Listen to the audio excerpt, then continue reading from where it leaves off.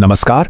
चलिए आज चलते हैं प्रसिद्ध जगन्नाथपुरी मंदिर, जहां की दीवारों के भीतर एक ऐसा रहस्य पनप रहा था जिसने वहां के सबसे ज्ञानी पुजारियों को भी सोच में डाल दिया था। ये कहानी उसी रहस्य की है और उससे मिले एक दिव्य सबक की। जरा सोचिए, क्या होता है जब कोई देवता ही नियम तोड़ दे? ये एक ऐसा सवाल है जो इस पूरी कहानी की नींव है, और ये कहानी हमें अनुशासन और अपनी शक्ति के सही इस्तेमाल के बारे में बहुत कुछ सिखाएगी। तो कहानी की शुरुआत होती है एक बहुत ही अजीब घटना से। एक ऐसी घटना जिसने मंदिर के पुजारियों की रातों की नींद ही उड़ा दी थी।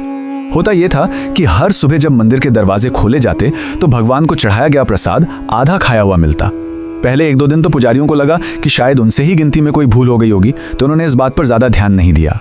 पर हैरानी की बात तो ये थी कि मंदिर की सुरक्षा में कोई कमी नहीं थी। रात को दरवाजे अंदर से बंद होते थे, बाहर पहरेदार होते थे, तो फिर कोई अंदर आकर प्रसाद कैसे खा सकता था? ये बात किसी की समझ में नहीं आ रही थी। जब ये सिलसिला रोज चलने लगा तो पुजारियों का माथा ठनका। उन्हें यकीन हो गया कि ये कोई गिनती की भूल नहीं है। अब उनके मन में धीरे धीरे एक अनजाना सा डर बैठने लगा था। तभी एक बुजुर्ग और बहुत अनुभवी पुजारी ने कहा कि भाई, ये किसी आम चोर का काम तो हो ही नहीं सकता। उन्हें पूरा शक था कि इस रहस्य के पीछे कोई इंसान नहीं बल्कि कोई दिव्य शक्ति काम कर रही है। तो बस इस रहस्य से पर्दा उठाने के लिए सभी पुजारियों ने मिलकर एक योजना बनाई। उन्होंने ठान लिया कि उस रात वो जाग कर रहेंगे और सच्चाई का पता लगाकर ही मानेंगे। योजना बड़ी सीधी सी थी। जैसे ही रात हुई और मंदिर में सन्नाटा छा गया, सब पुजारी अंधेरे कोनों में बड़े बड़े खंभों के पीछे और दीवारों की आड़ लेकर छिप गए। सब अपनी सांसें रोके हुए उस रहस्यमयी मेहमान का इंतजार करने लगे। काफी देर तक, घंटों तक कुछ भी नहीं हुआ। चारों तरफ बस खामोशी थी। और फिर आधी रात के सन्नाटे को चीरती हुई एक हल्की सी खट की आवाज आई।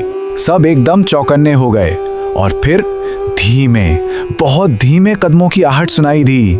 उन्होंने देखा कि चांद की हल्की सी रोशनी में एक परछाई दीवार के सहारे सहारे धीरे धीरे आगे बढ़ रही थी, और उसका निशाना साफ था, भगवान को चढ़ाया गया पवित्र प्रसाद। और फिर वो पल आया जिसने सब कुछ बदल कर रख दिया। वो पल जब उस रहस्यमयी चोर का चेहरा सबके सामने आने वाला था। जैसे ही वो परछाई प्रसाद के बिल्कुल पास पहुंची, एक चमत्कार हुआ।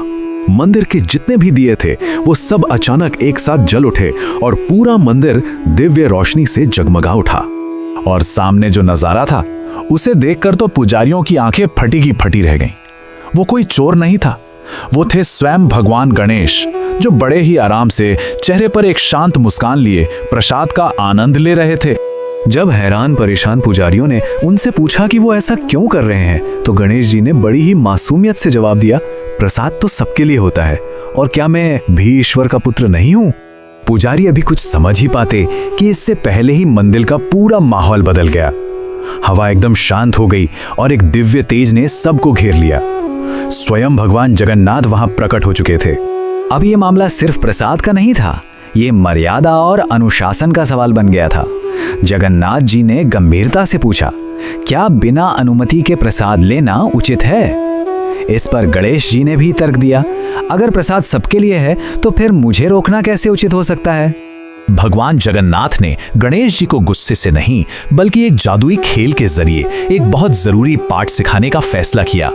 जगन्नाथ जी मुस्कुराए और बोले, ठीक है गणेश, अगर तुम्हें लगता है कि तुम सही हो तो ये प्रसाद लेकर दिखाओ।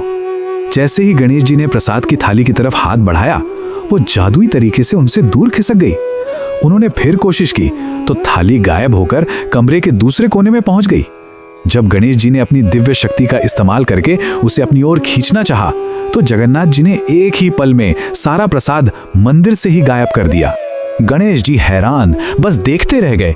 तब भगवान जगन्नाथ ने उनसे बहुत धीरे से वो सवाल पूछा जो इस पूरी लीला का असली मकसद था, कैसा लगता है जब तुम्हें वो नहीं मिल पाता जो तुम चाहते हो?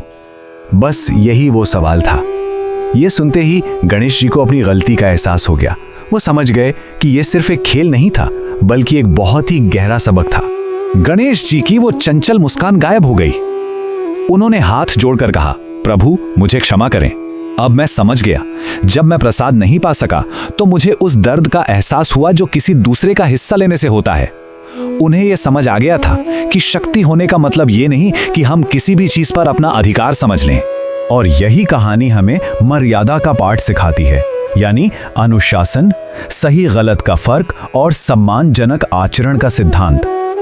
ये एक ऐसा नियम है जो देवताओं के लिए भी उतना ही जरूरी है जितना कि हम इंसानों के लिए।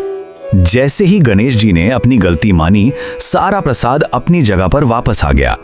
तब जगन्नाथ जी ने उन्हें प्यार से समझाया कि शक्ति होना एक बात है, लेकिन उस शक्ति का इस्तेमाल ज्ञान और अनुशासन के साथ करना ही असली बुद्धिमानी है।